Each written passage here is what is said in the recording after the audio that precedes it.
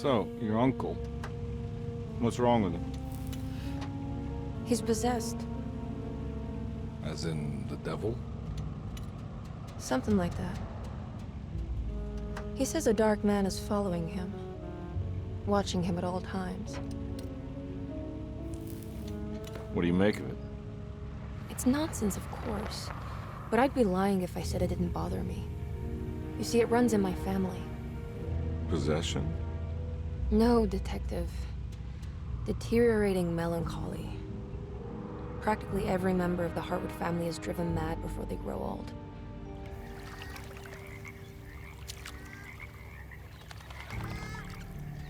But Jeremy didn't kill himself.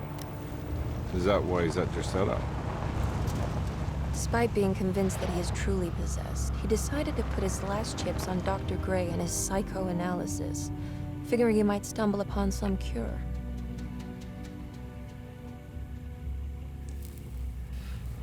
You mentioned the letter. I received a disturbing letter from Jeremy accusing the staff and all the other patients of being involved in some cult. And now they are also out to get him. Could it be real? Or is it all just in his head? It's a story he tells himself, Mr. Carnby. Anything to avoid the truth. Which is? That we're all terribly insignificant. That people mean so very little to one another. That there is no one out to get Jeremy Hartwood because he isn't worth getting. Here we are.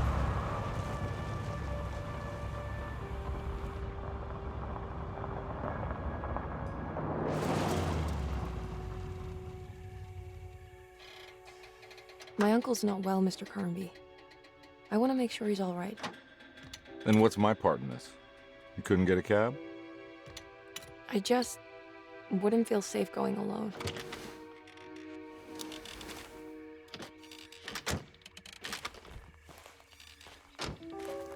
Did you bring a gun? Yeah. You think it'll actually come to that? No. But you might need to wave it around depending on how agreeable the staff will be. What exactly are we gonna do when we find Jeremy? I don't know. Let's just find him first.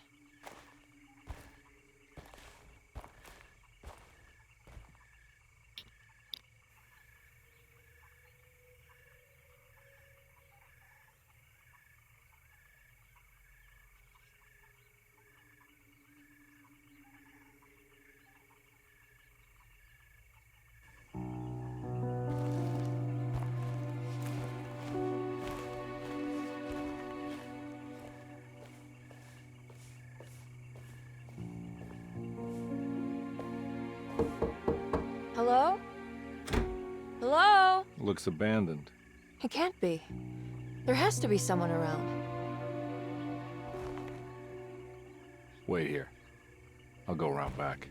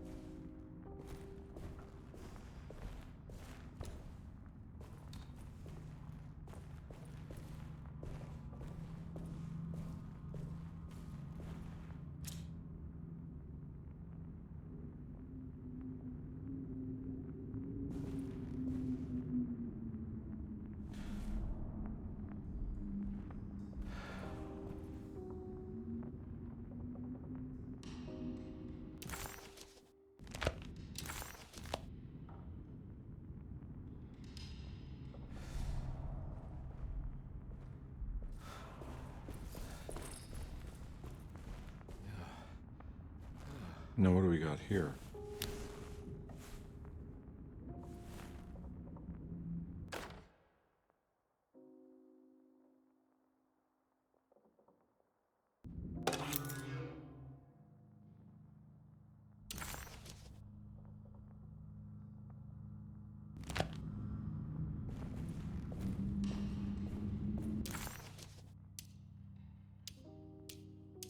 Deseto, the old plantation building, was ready to fall, but kept alive by some starry-eyed carpetbagger called Dr. Gray. Seeing how the staff couldn't even be bothered with answering the door, Detective Comby figured they would just head inside and grab Jeremy. He just needed to open the front door for Emily first, so she could talk to her uncle.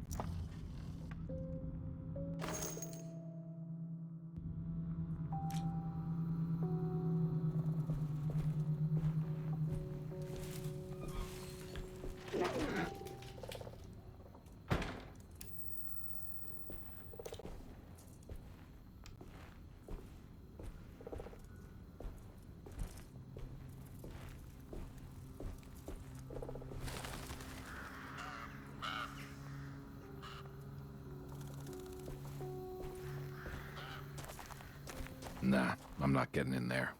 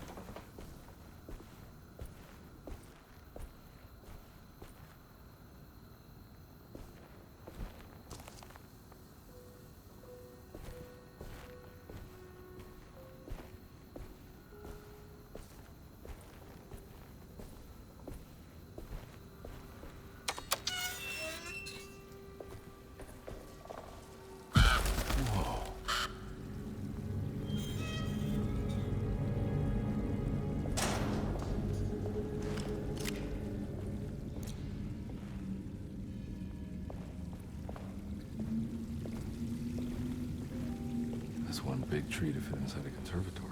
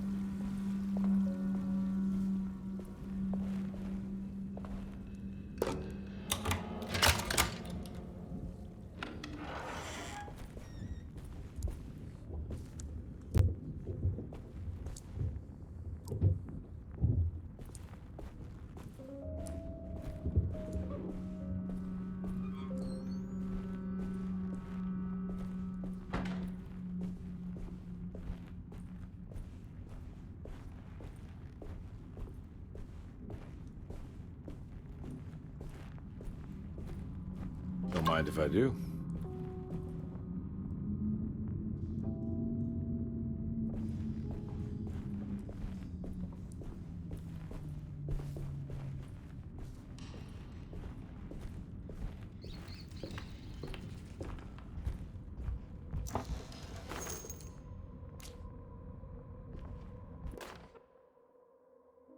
Every day your silence weighs a little heavier. It's been a difficult year for everyone, and many have lost all hope. I read in the papers about people suffering. Pictures of dust-covered landscapes without a drop of water. I wish I knew if you were still tending the earth or if you had turned your back against us. I have started to look for help elsewhere. I pray you will tell me if I am going down a path that you find disagreeable. With help from Baptiste and Charlotte, I found comfort in the practice of the voodoo. I have long been skeptical of that Caribbean cult, but it's been of good use to me. It seems all harmless in my book. I say some words dreamt up by the Creoles, and I carry around a small pocket of gris-gris. Nothing of this is mentioned in the Bible, of course, but the French Quarter priestess tells me it's all connected. She says the Christian God is just one more perspective on the creator of things. That's what I like to think, but the other way around, that the spirits of her faith are just aspects of you, our Heavenly Father. I am so grateful for the words you gave Mr. Hartwood. We will sing your praises at St. John's Eve. The world will be blessed soon again. Only the sacrifices of the Old Testament compare to your demands. Let it be the truth. A mother of earth, wood, and dirt. A mother of 1,000 young. Sacred sand, $1. Black cat oil, $1.50. Devil shoestrings, a quarter. That makes $2.75, madame. What was that you were telling the doctor? A goat without horns. What does that mean? Ah, you must have misheard me, madame. I said no such thing. Please, I know I don't look like any of you, but I'm devout. I'm ready to do what it takes. Do not be so eager to sacrifice the few things you have left, madame. Now please, leave my store. A goat without horns.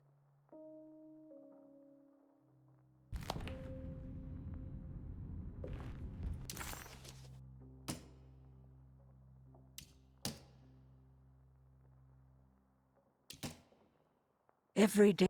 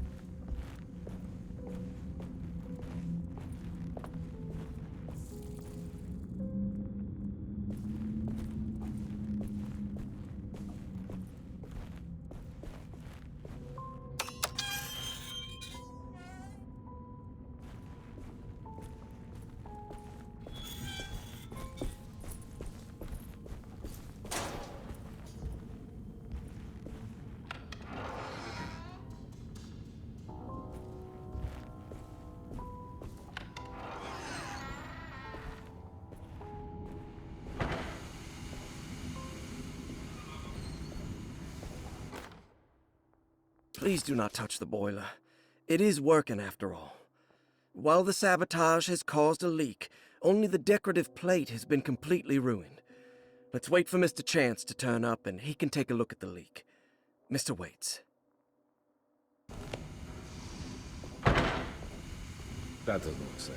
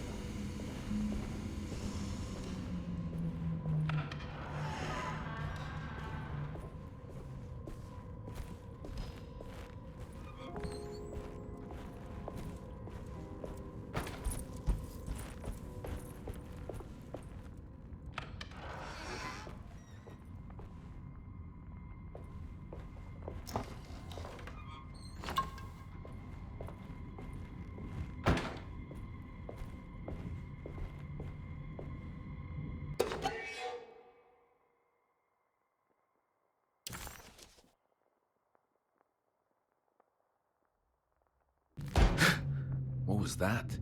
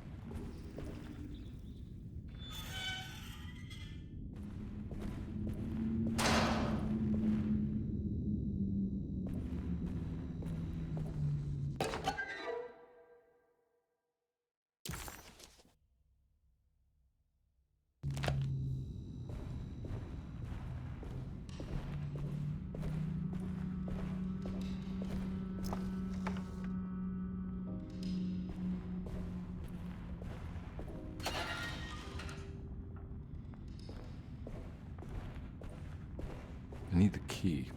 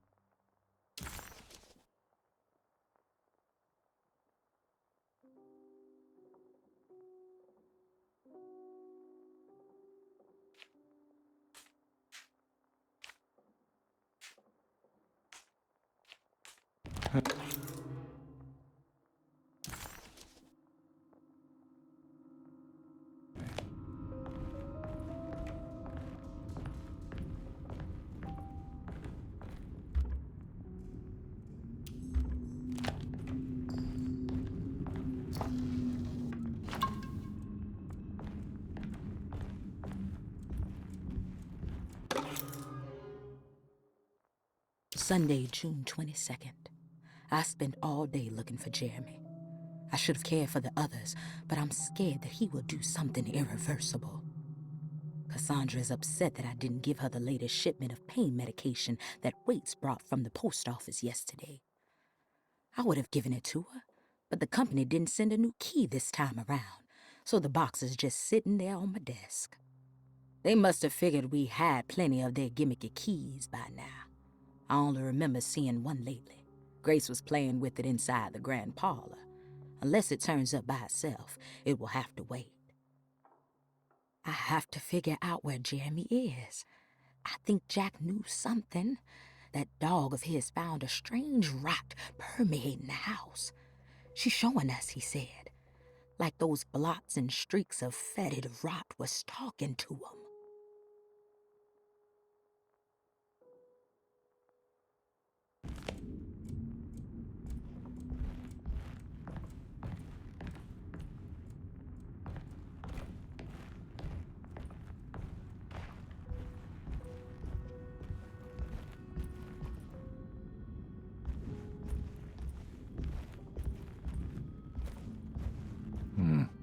I need the key.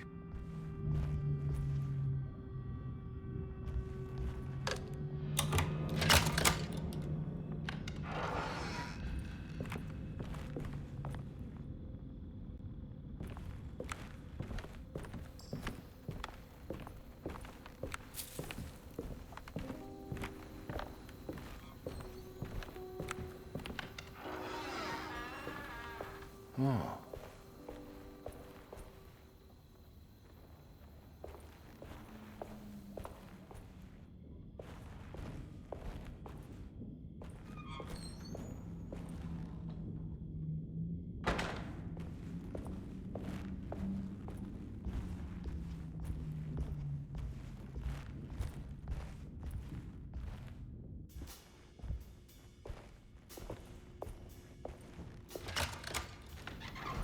Thanks.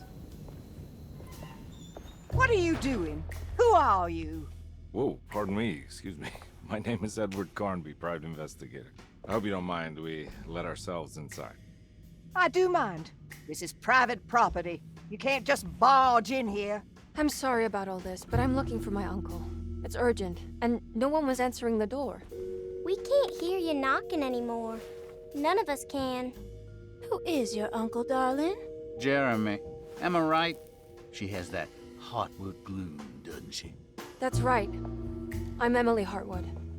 I just came to make sure my uncle is all right. Well, he is unavailable right now. You will have to come back another day. Unavailable how? Is he sleeping? We can wait. He's lost. Don't I know you from somewhere? Who's your man again, Miss Hartwood? My name's Edward Carnby, private investigator. Splendid. Enough! All of you! Get back to your rooms! McCarthy, keep your eyes on the child. And you two, please leave immediately.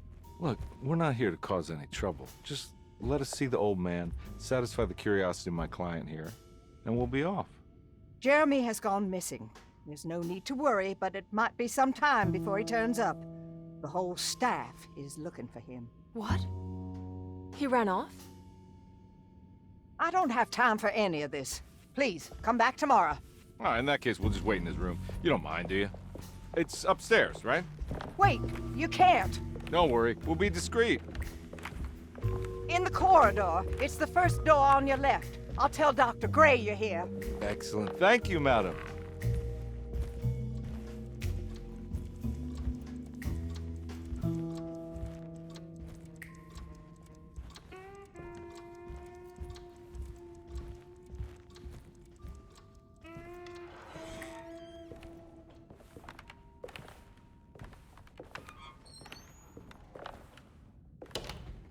All right, here we are. Let's look around. See if we can dig up any clues.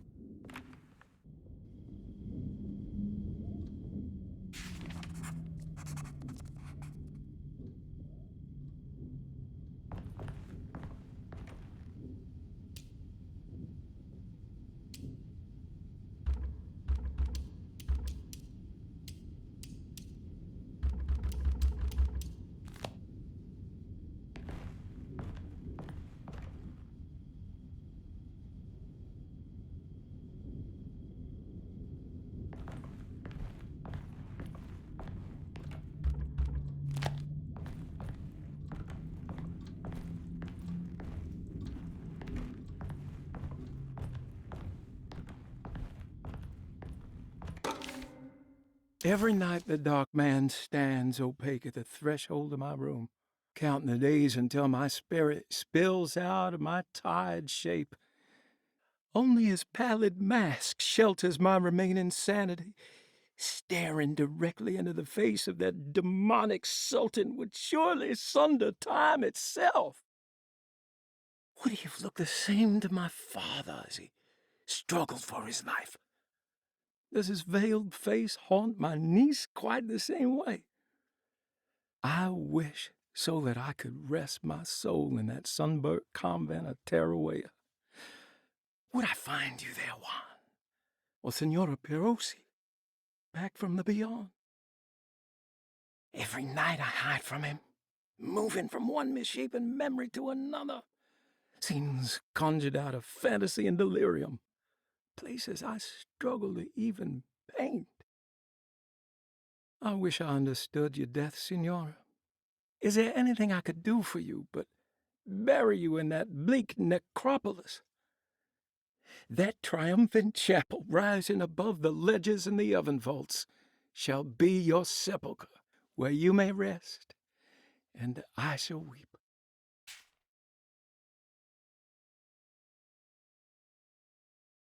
How did you first come to understand such things, Senora? How did you know that the battered boiler in the basement would lead me to Lafayette Cemetery? Or how the old upstairs clock, with its astronomical motifs, would take me to that hateful mound outside of Claremont Harbor? Those are my memories, my past. Is there perhaps a chance, if ever so small, for me to see Tarawea? Oh, I want that more than anything. Please, let my talisman take me there. Let me sit with Juan under his Bodhi tree. Despite having sold me that talisman, Miss Jackson, the voodoo priestess, revealed none of her secrets to me. That's why I had to travel to Tonka. Instead, she cruelly told Baptiste, my caretaker, that he would be betrayed and killed in the most awful way, that the one he loved would pierce his thigh with a sharp spear, and that he would be devoured by his own mother. What a terrible thing to say. The people of Deseto are becoming dangerous. They do not understand what they are doing. I must do something to stop them. I tried talking to Dr. Gray, but he confuses my worries. He's caught up in treating me. How can he expect evil to be cured with medicine and conversation? The orderlies, the housekeeper, and the patients are all deranged. They will call upon evil to enter this world. All will be lost. Everything. Unless I can find the clerk, Mr. Waite. He seems to be a clear-thinking man. Maybe Beauregard. The dark man offered me a prison, and I accepted. I signed that miscarried contract and entered the dark pact. Everyone is safe, except for me.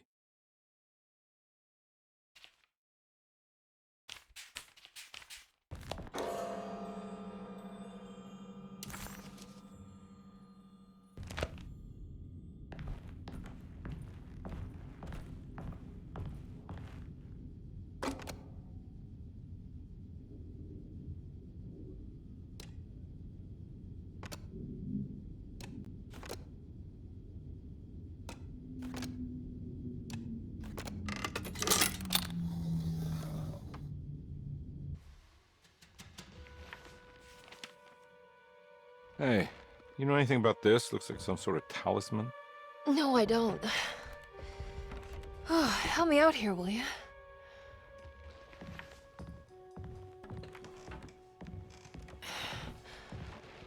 I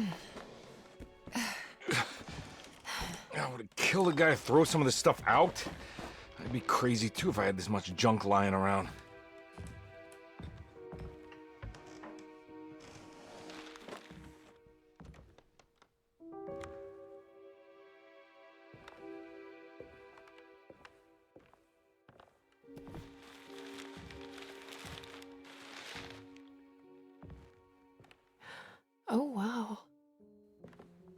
striking.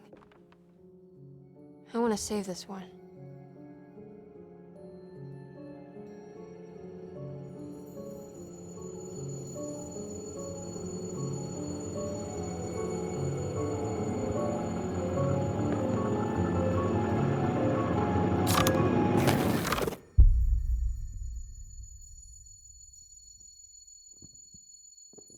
All right, come on. I want to go see Dr. Gray.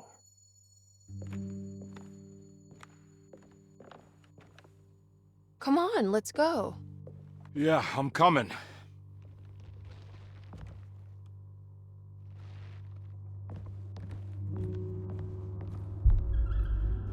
Miss Hartwood.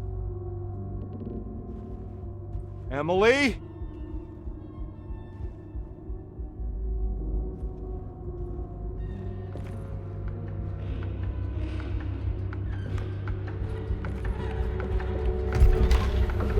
What the hell is going on? Where am I?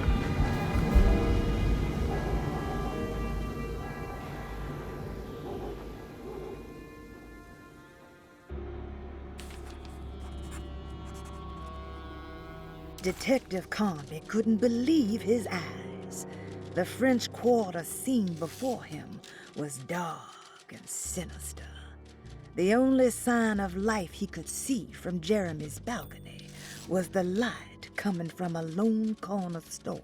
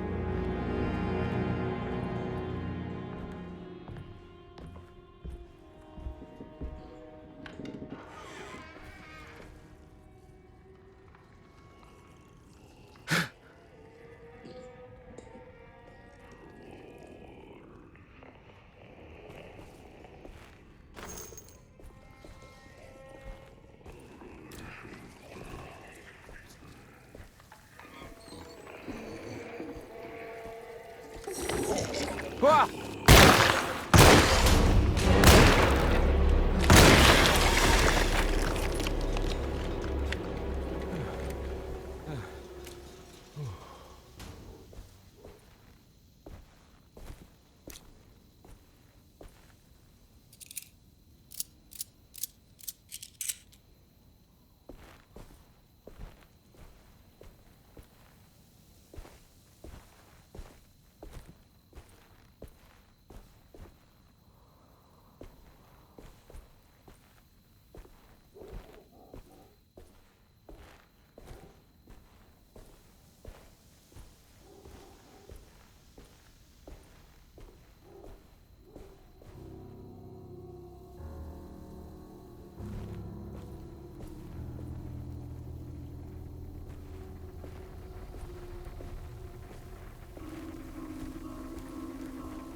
I can't go that way.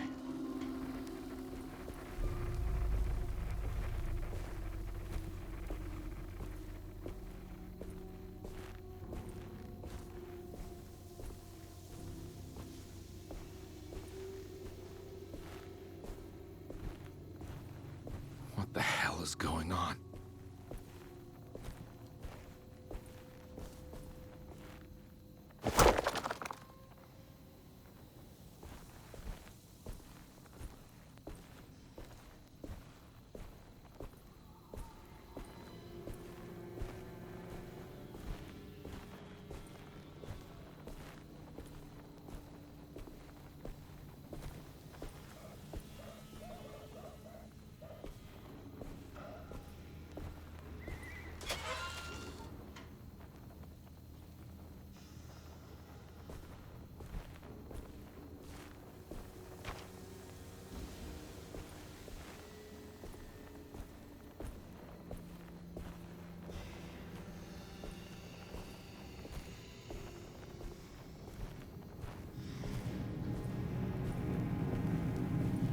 can't go that way.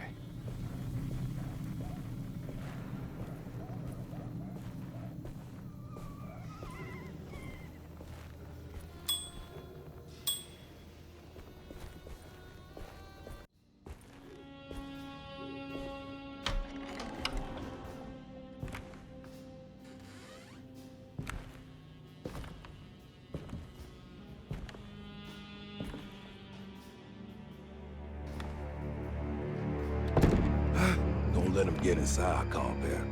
They're not the good kind. Is this your store? There are no owners here. We both strangers in Jeremy's story.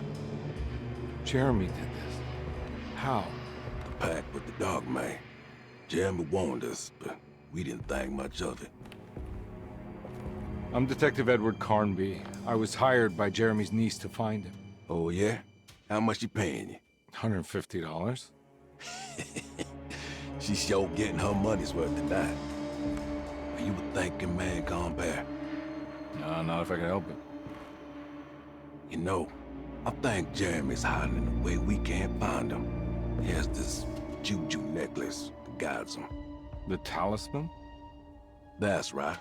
It's some magic charm he got from Miss Jackson down the street. The voodoo priestess? You know surprising things, compare. Yeah, the Mama Loa.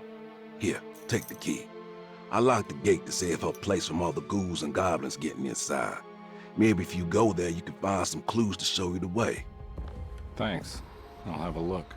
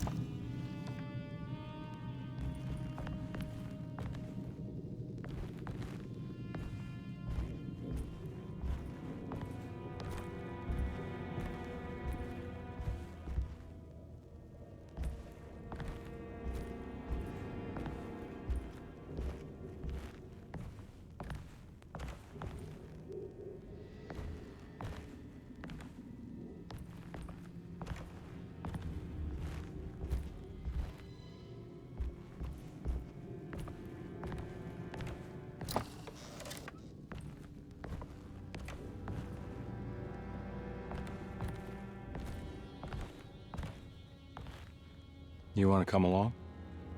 Nah, I'm gonna stay here for a while.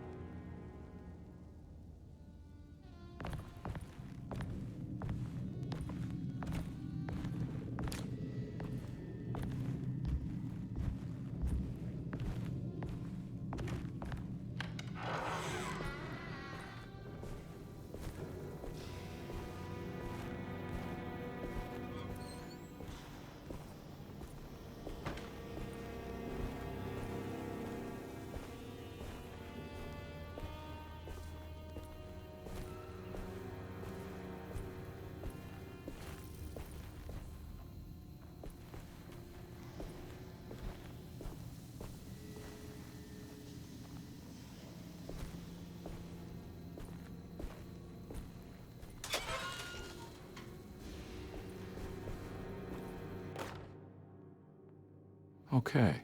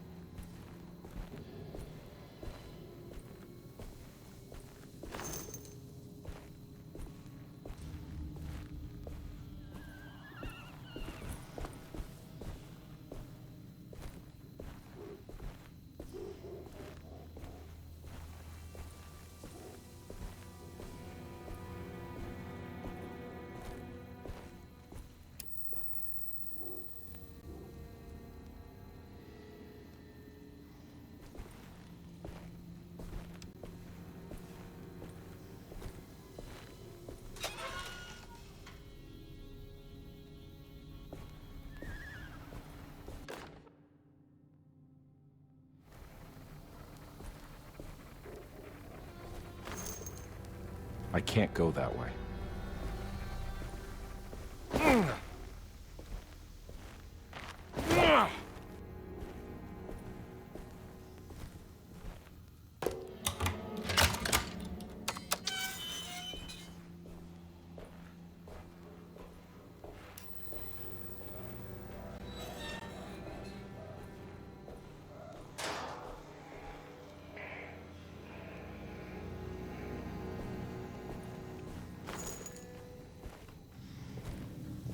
Oh.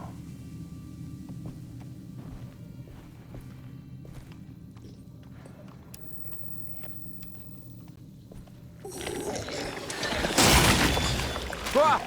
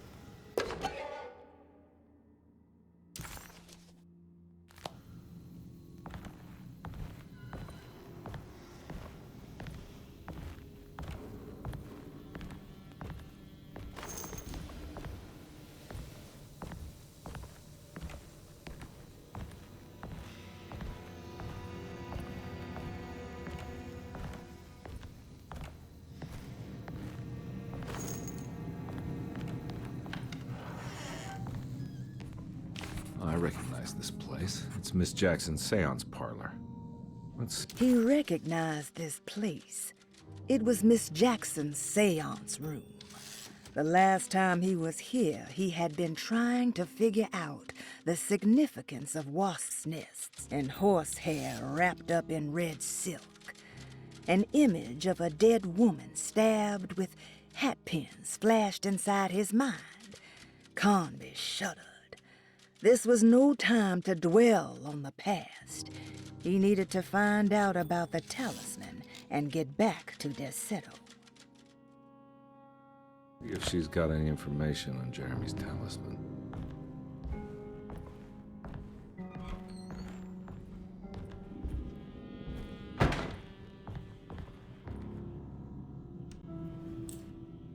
It's the talisman, like the one in the painting.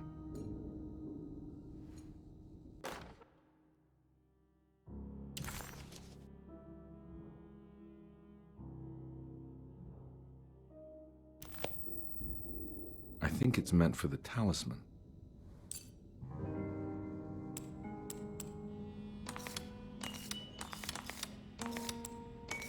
I think it needs numbers, like coordinates.